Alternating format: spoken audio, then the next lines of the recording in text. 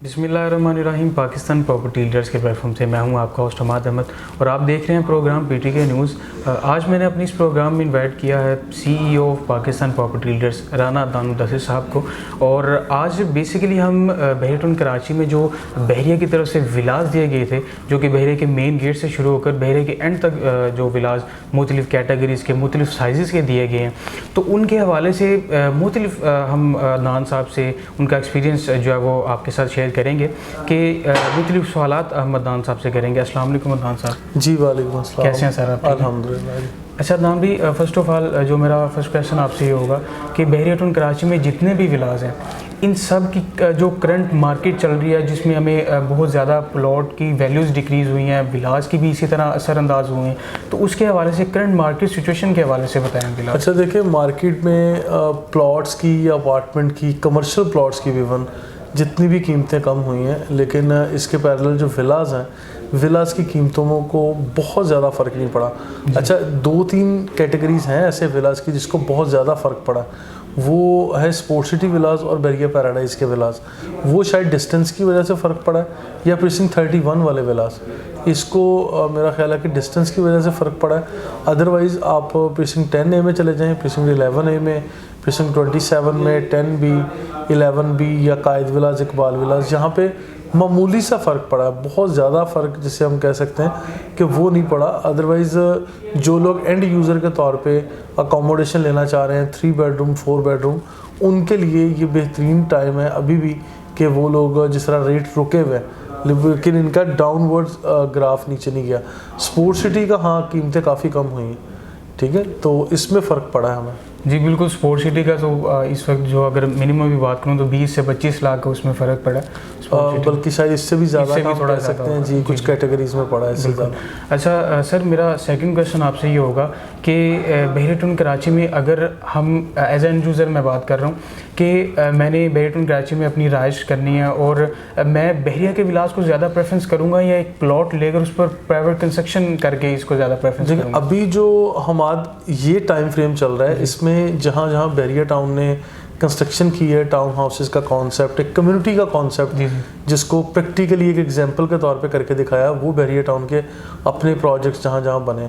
अच्छा, जहाँ प्लॉट्स बहरिया टाउन ने दिए थे, फॉर एग्जांपल कोई प्रीसिंक्ट है, लाइक प्रीसिंक्ट 4 है, बहरिया हिल्स है, या प्रीसिंक्ट 7 है, या इससे आगे बहरिया गोल्फ सिटी चले जाएँ।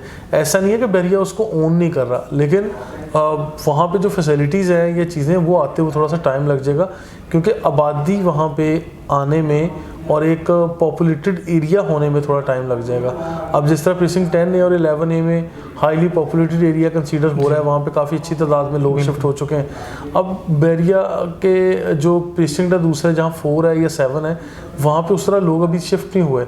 वहाँ पे भी घर बन रहे हैं, लेबर जॉब है, लेबर चल रही है, मतलब कंस्ट्रक्शन चल रही है, ग्रेस टेक्सटाइल बिल्डिंग लाइन है, ये सारी की सारी चीज़ें चल रही हैं, लेकिन इसमें अभी टाइम लगेगा, इम्प्रूवमेंट की गुंजाइश बाकी है। लेकिन इसके बावजूद मैं ये कहता हूँ कि जब भी बहरिया टाउन ने फैसिलिटीज़ देनी, हर जगह एक जैसी ही देनी है, टाइम टेकिंग सारे प्रोसेस ज़रूर होता है। जी ठीक हो गया। हाँ, और मेरा एक और सवाल आपसे ये होगा कि बहरिया कराची में अगर फ़र्ज़ करें कि इन्वेस्टमेंट पर्पज़ के हवाले से हम बात करना चाह रहे हैं, तो इन्वेस्टर्स हज़रात का जो मेन मैं समझता हूँ कि कंसर्न यही होता है कि अगर हम किसी भी प्रॉपर्टी में इन्वेस्ट करें, तो यहाँ तो अगर कोई भी मतलब आप यूँ समझ लें कि रेजिडेंशियल है या कमर्शियल, उसमें रेंटल इनकम के हवाले से दोनों का कंपेयर कर दें, कमर्शियल और रेजिडेंशियल विलास का। अच्छा, इसमें हम आज जो मैं आपको पॉइंट समझाऊँ, देखें, इन्वेस्टर्स भी 2 तरह से करते हैं। कुछ इन्वेस्टमेंट होती है कि आपने एक आए प्लॉट लिया, घर लिया, फ्लैट लिया, उसको लेके लंबे अरसे के लिए छोड़ दिया, इंस्टॉलमेंट प्लान पे छोड़ दिया। अब दूसरा जो इन्वेस्टर है वो इस हवाले से आता है कि मुझे रेंटल रिटर्न चाहिए, मुझे अपना किचन के फिक्स एक्सपेंस है उसको निकालना है, और XYZ मेरे कोई बजट्स हैं, मैंने उसको सेट करना है, लेकिन मैंने रेंटल से पूरे करना है। तो उन लोगों के लिए जो बेहतरीन मौका होता है वो यहाँ से निकलता है कि फिर आप लोग कमर्शियल यूनिट्स लें, लाइक ऑफिसेज हैं, शोरूम्स हैं, शॉप्स हैं, आप लोग उसका रेंटल लेना शुरू करते हैं, एज़ कम्पेयर टू कि आप लोगों के जो विलास वगैरह हैं या घर हैं, रेजिडेंशियल है, रेजिडेंशियल यूनिट में, अपार्टमेंट में और विला में आपको ये चीज़ें कॉस्टली पड़ती हैं, लेकिन उसका रेंटल रिटर्न उतना अच्छा या उस स्पेस से नहीं मिलता जैसे मिलना चाहिए। अच्छा बॉस, एक और मेरा आपसे सवाल ये होगा कि जैसे फ़र्ज़ करें स्पोर्ट सिटी में विलाज हैं, लोगों ने 2 करोड़ 20 लाख 2 करोड़ 30 लाख इस वक्त उनके पास विलाज हैं। जी जी। अगर रेंटल इनकम के हवाले से बात करें 45 से 50 हज़ार वहाँ पर जो मिनिमम रेंट मिल रहा है, जी जी। तो उनके लिए कोई अच्छी अपॉर्चुनिटी है कि उसी रेट में उनको इससे ज़्यादा, मतलब कि अगर कमर्शियल की तरफ आप कोई कस्टमर हाँ बिल्कुल है। देखिए अब जिस फॉर एग्जांपल 2 से 3 करोड़ का विला है तो उसी कीमत में आपको जो कमर्शियल शॉप्स मिलेंगी या ऑफिस मिलेंगे उसके रेंट उससे कई ज़्यादा ऊपर मिल रहे हैं।